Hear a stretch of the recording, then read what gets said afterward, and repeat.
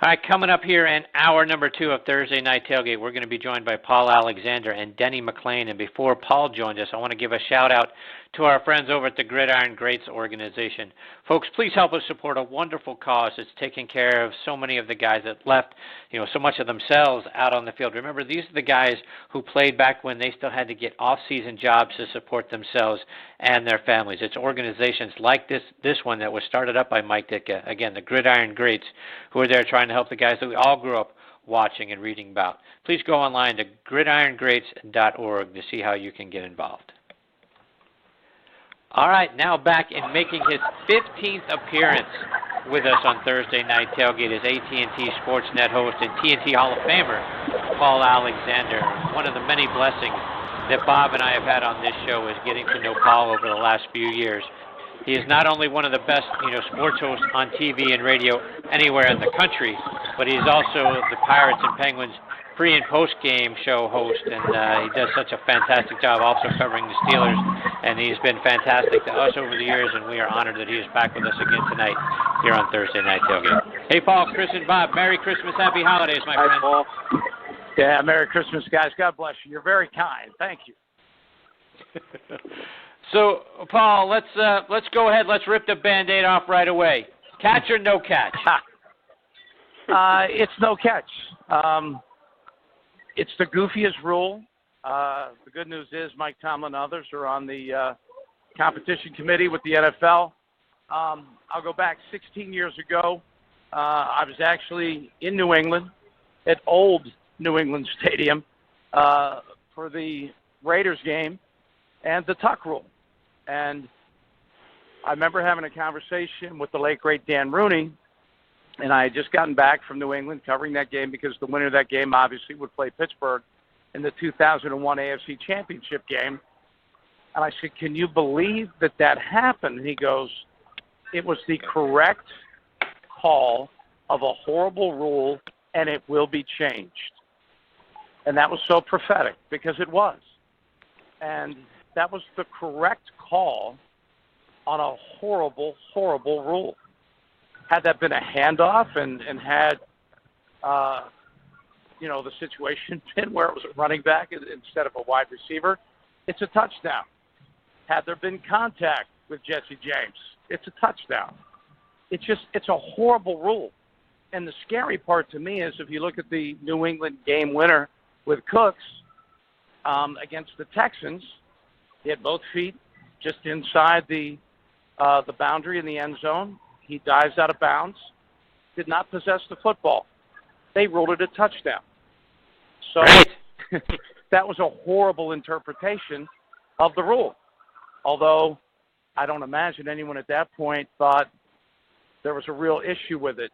To me, the whole replay system, it's really had been developed to make sure there was not an egregious error determining the outcome of a football game. When you have 4 entire minutes to stew over a call, to me, right then and there, there's nothing inconclusive about that. Right then and there, you have to go with the ruling on the field. If you couldn't reverse that within 4 minutes, it's inconclusive, and the ruling on the field stands. And that's what I think, makes people just so tired of the NFL, so tired of how it's adjudicated, so tired of how it's officiated. Because they called it a completion, for heaven's sakes, when they went through the entire explanation of why they ruled it an incomplete pass. So, long story, shortened to the best we can, and obviously it's been ad nauseum here in Pittsburgh where that's all that's been talked about. It was honestly, I believe, the correct interpretation of an absolutely ludicrous rule. And Paul, if you're Keith Butler or Tomlin for that matter, in that game, at what point do you realize Sean Davis can't cover Gronk one-on-one and he needs help over the top, and then you're trying to make Brady beat you with Brandon Cooks or Danny Amendola because, you know what, you're taking Gronk out of the game? Yeah, and to me, the only point that it really became ridiculous was on the two-point conversion when everybody in America everybody outside of America that happened to be an NFL fan knew the ball was going to Gronk, except for, I guess, the Steelers. They were somehow unaware.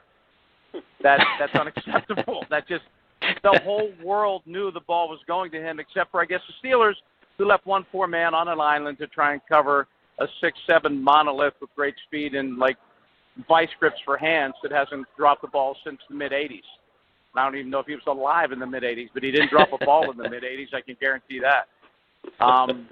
Yeah, that was pretty ridiculous. But when you look at the overall performance from the Steelers' defense and the team, okay, maybe the concept was Gronk's going to get his, but we're still going to be able to win the game. And we're not going to have to change what we do dramatically. If you really allow the Jesse James catch to be a catch and a touchdown, we're probably not talking about how ridiculously wide open Gronk was on too many occasions. We're talking about how, all right, Gronk got his, but the Steelers still found a way. But if a rematch is inevitable, and I know the Steeler fans certainly hope so, the Steelers hope so, unless someone else does their dirty work. Keep in mind, the Steelers haven't won a Super Bowl going through New England. Someone else has taken care of the Patriots for them. So that they're the boogeyman in Pittsburgh. You know, they're the one that they're the great undead that, we have the dead men walking and all these silly shows now with zombies. The Patriots are a real life zombie for the Steelers. And if you think about what's happened and transpired with New England, their last two Super Bowl victories have been gifts. Seattle unconscionably threw the football in that horrible decision by Pete Carroll, and that should haunt Seattle fans forever. Atlanta simply gave a Super Bowl away to New England. Now, granted, they're the recipient; they have the Lombardis, but now then you see three different times, three different occasions this year already. New England has been gifted a game-changing call at the end of a game by the same gentleman, by the way, in New York. So I'm not a conspiracy guy, but when does this luck run out? When do they have to actually earn it? And yes, of course, I'm gonna revisit Spygate. It happened. It's real, and the most damning evidence of all is the fact that the real evidence was destroyed. When do you destroy evidence? You destroy evidence when people can't handle the truth.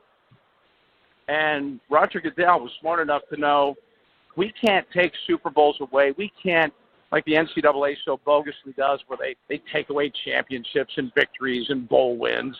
No, it happened, and you can't go and reverse history, for heaven's sakes. Spygate happened. I was in the locker room in 2001 and 2004. In 2001, Joey Porter looked at me and just said, it's as if they knew what we were going to do before we did it. And in hindsight, guess what they did? So right. I hate to go all the way back there, but this New England thing to me is getting a little tiresome. I mean, I covered the game in New England for the Tuck rule. Okay. It was the correct interpretation of a horrible rule. But these guys are living in some sort of bizarre, like almost like a parallel universe where things just seem to work out for them. And that game was a prime example of they had no business winning that game. Right. None. Right. I mean, absolutely Agreed. none. Yeah. So that leads me to my next question, So we ripped Paul. the Band-Aid off pretty hard there, didn't we, guys? Indeed. So let's take that a step further now. Maybe it goes in the opposite direction, because here's where I'm confused a little bit. James Conner goes down with an injury, right? We lose him for the season. Then they go out and sign Stephen Ridley, former Patriot, and not D'Angelo Williams. Are we trying to milk a little bit of information? We looking ahead, saying, you know what, if it happens again, maybe we can get a little intel here. You have no idea. When you're off for an entire, D'Angelo has not been on a roster this entire season, so he might just not be in football shape. The signing curious, certainly. But you know what's so funny about that? And normally it's like the week before you play an opponent, you'll grab somebody from a practice squad or somebody for the upcoming opponent. I don't think it's ever really worked out very well. I don't think anybody's gained enough information to make it an honest-to-goodness advantage. if the player's not good enough to make a difference in the game, his intel's probably not going to do much either. Bob, questions for Paul? Sure, Paul. Putting aside the catch or no catch controversy last week, were you surprised on the game-ending interception of Roethlisberger trying to throw it in the thread? It was eerily similar of Russell Wilson a couple years ago, obviously in the Super Bowl. I was just astounded that he was trying it. But then again, you probably knowing Roethlisberger how he is, probably wanted to just end all doubt, get the New England Patriots off his back. What are you hearing about that call? Well, what I observed was a horrible decision in terms of personnel. Horrible usage of 4 minutes. That review, catch or no catch, took 4 minutes. Todd Haley, the offensive coordinator, Ben Roethlisberger, the future potential Hall of Fame quarterback, they didn't have a conversation. They didn't have 2 plays called. They didn't have anything planned. They wasted that entirety of a 4-minute, basically extended timeout that the Steelers could have taken advantage of. Martavis Bryant, who was a huge difference in the game, was basically uncoverable, not completely like Gronk, but the Patriots were having trouble with him all day. He's not even on the field in the final plays of the game. He's not out there. He's not part of the personnel. So while the no catch went horribly wrong for the Steelers, and it was a very controversial and I would say, difficult call to take, what the Steelers did with what they had left in terms of time was egregiously wrong. If Hayward Bay catches that ball and is somehow tackled, it's game over. You don't throw the ball at the middle of the field. You don't throw the ball into a crowd. If you don't see, if that is your intention on the slant and he's gained the end zone and you still throw it, that's a mistake into a crowd of people. But if you have that as your play and you think you're going to maybe beat the Patriots on that play, and then you see, as you should have seen, it's not open, you chuck the ball into the stands. You throw it 6 rows deep, and then you live to have another play. And then after that play, even if it doesn't work, you still kick a game-time field goal and take your chances in overtime. That was a horrible, horrible finish by the Steelers on the head coach, the O coordinator, and the quarterback. Neither, all of them, guilty by association.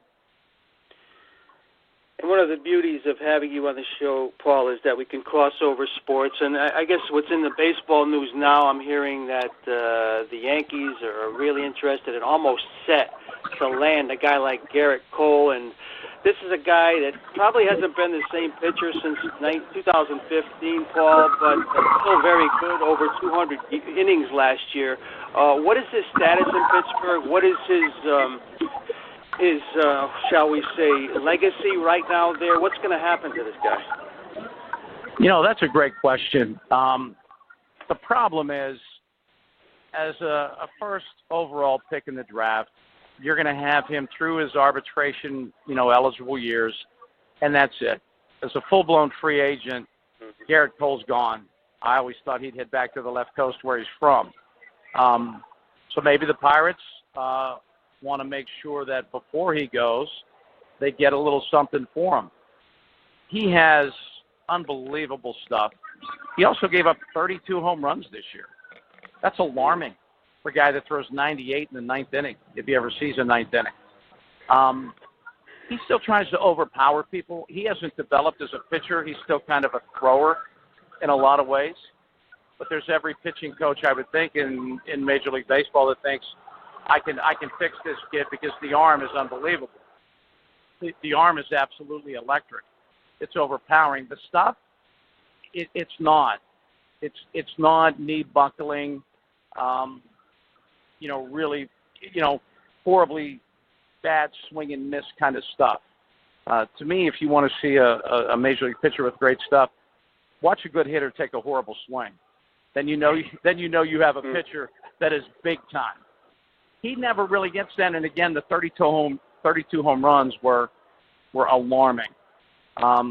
He's a guy that of a certain agent that the Pirates know he's not signing a second contract with them. He's going to go to the highest bidder. You're never able with a certain agent to, buy out any kind of arbitration years or buy out, an opportunity to get through the first couple of years of free agents. That's not going to happen. So the Yankees seem to be back to being the Yankees again, and if they want to go get, they got Giancarlo Stanton, obviously, so they're in the buying mode, and it's a buyer's market right now. So if someone knocks the Pirates' socks off with prospects and great young talent, they'll definitely deal, Garrit Cole, even though, he's right now, by far, their best starting pitcher. Paul, just a couple more before we let you go. And first, I want to get your feeling.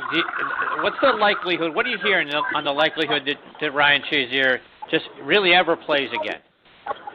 I think it's very unlikely. I was so excited by the initial prognosis, which was no surgery, and, it is a spinal contusion. I remember Tommy Maddox, when he was really hot with the Steelers, had a spinal contusion, lost feeling in his legs for a brief period of time. It was very temporary. He came back. He missed one start and made the next start. The fact that they then had to reevaluate that prognosis and do a spinal stabilization surgery right now, as opposed to thinking about his, future playing career, we're more worried about his future career as a human, his future, life as a functioning, walking, running. His playing career, I think, right now would be in serious jeopardy. And right now, for me, my thoughts and prayers are about, I just hope he's able to have a very normal life and get back to that. And Paul, got to get your thoughts on the Penguins here real quick. Certainly, they're off to a slow start, a little over 500. Your thought, is it injuries, or are we starting to see all the extra postseason games that they had to play over the last couple of seasons starting to catch up to them? Well, you're seeing really, and unlike baseball, salary caps are designed to prevent any type of dynasties. So they had to part ways with a couple of key players that were really huge in their, second consecutive cup run. So, without Matt Cullen, they've lost their third line center, and right now they're just trying to find their way. And yes, I mean, playing deep into June, the last 2 years, when most of the teams that they're playing, were done sometime at the beginning of May, it's a huge difference. And also, there's a hunger. When you haven't won a championship, I mean, as a coach and as a staff, I think I could get my team to be extremely hungry. That championship's out there. You dangle that as the carrot. You gotta make every sacrifice to win that championship. You got to do this in the off season to win that championship. Well, these guys have just won 2 straight. They've all had their day with the cup. They've all had their moment in the sun. They probably have more endorsements that they had the last couple of years. They probably have a couple more zeros in their contracts. So I think there's a hunger element, and I think more importantly, there's a fatigue element.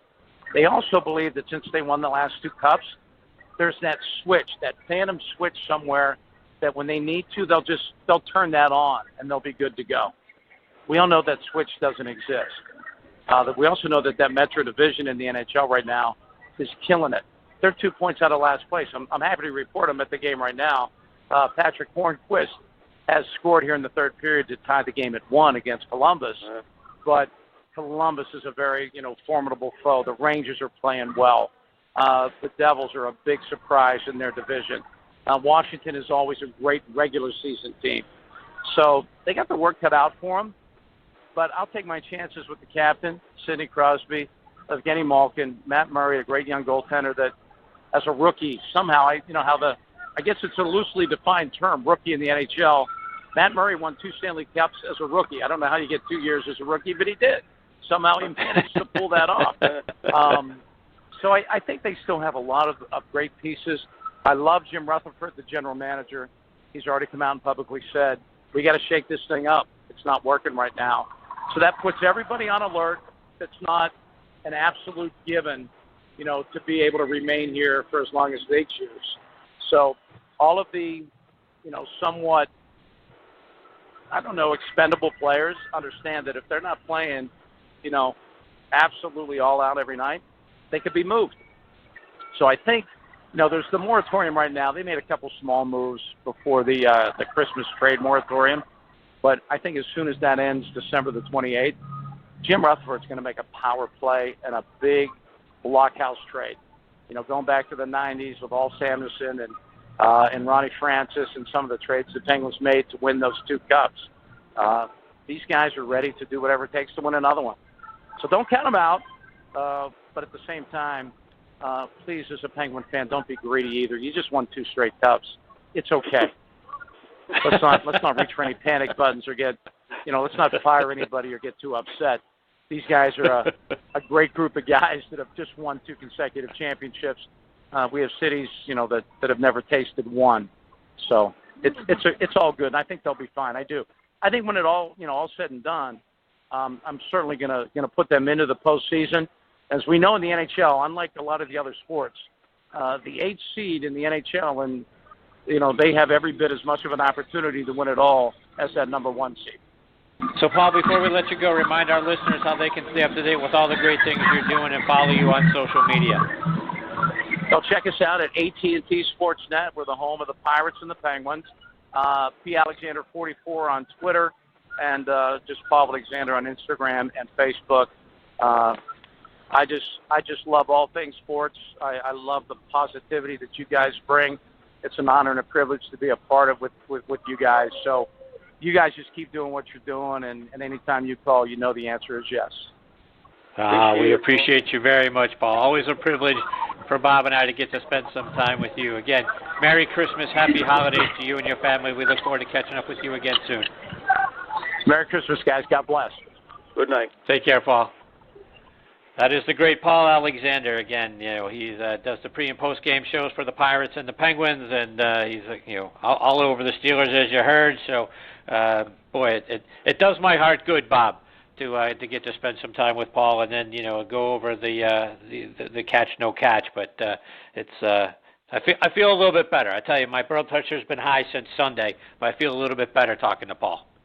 Well, Paul always puts it out there, Chris. He's a Pittsburgh guy, but very, very fair, and he said what a lot of us have said. It was a catch under the rules, but should it be a rule?